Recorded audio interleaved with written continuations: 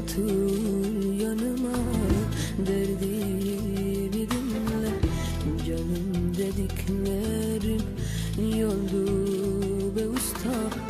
Gözyaşın kaldıysa ağla benimle.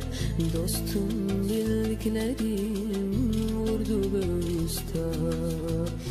Gözyaşın kaldıysa ağla benimle. Dostum bildiklerim vurdu be usta.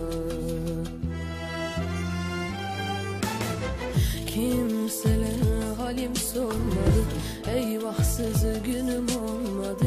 Tükendim, bir şey kalmadı, bu nasıl yaşamak usta? Ah, bu nasıl yaşamak usta?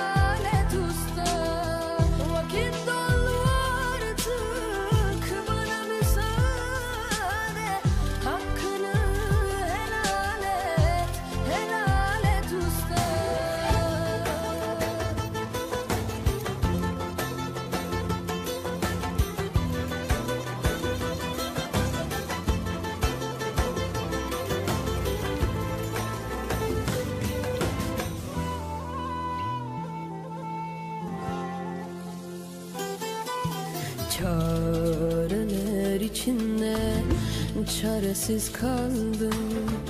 Ben bittim, bu çilem bitmedi usta. Cefadım payımı, düşeni aldım. Ben bıktım, o benden bıkmadı usta. Cefadım payımı, düşeni aldım. Ah ben bıktım, o benden bıkmadı usta. Kimseler halim sormadı, eyvahsız günüm olmadı. Tükendim, bir şey kalmadı, bu nasıl yaşamak usta?